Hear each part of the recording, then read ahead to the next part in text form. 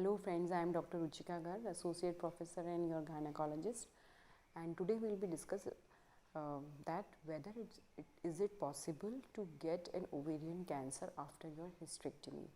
Yes, it is possible if we have left the ovaries during the hysterectomy operation, because there are many types of hysterectomies. Hysterectomy with the removal of only uterus and cervix, that is, or uterus with bilateral tubes and ovaries are removed, that is hysterectomy with bilateral salpingo-oophorectomy. Salpingo means tubes and oophorectomy means ovaries. Bilateral means both sided.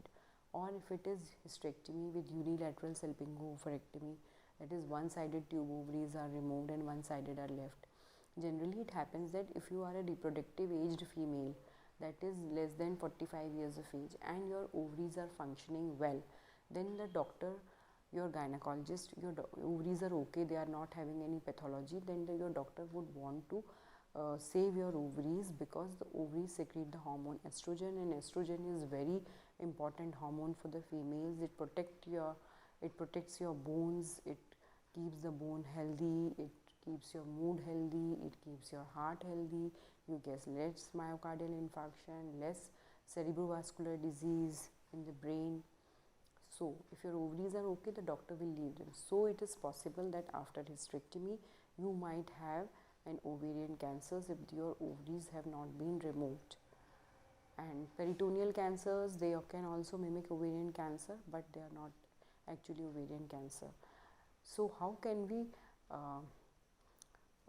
prevent ourselves? Is it preventable? So generally the symptoms of ovarian cancers are very non-specific. What are the symptoms of ovarian cancer? Loss of appetite, fatigue, non-specific symptoms, and gastric regurg, more of acidity, abdominal bloating, gas in the abdomen, and if it is big enough, then it presses on the urinary bladder. If the ovarians, many times the ovarian cancers are big enough, so they may press into the urinary bladder, so you get more urge to go to the washroom, sometimes constipation also. And if it is an advanced cancer, then you can get other symptoms. So ovarian cancer might be familial also. It might run in the families. Generally there is a BRCA1 and BRCA2 genes.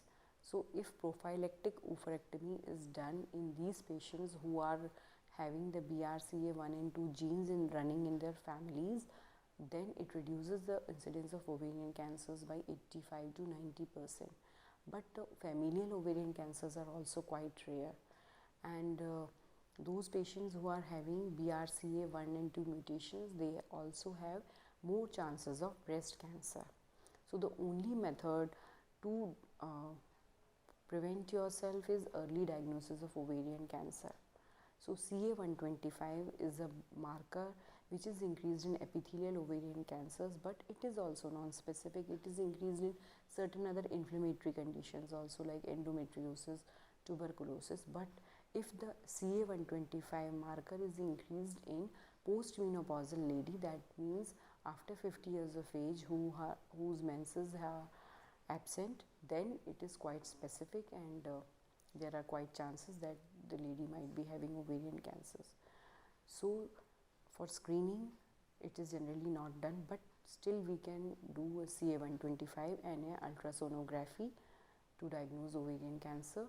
If the doctor feels like, they may go for a CT or an MRI. So stay healthy, share this video with your friends, and like this video, and I will be happy to comment, answer to your queries, and please press the bell icon so that you come to know about all the authentic videos from my side. Bye bye, take care, Kush rahiye.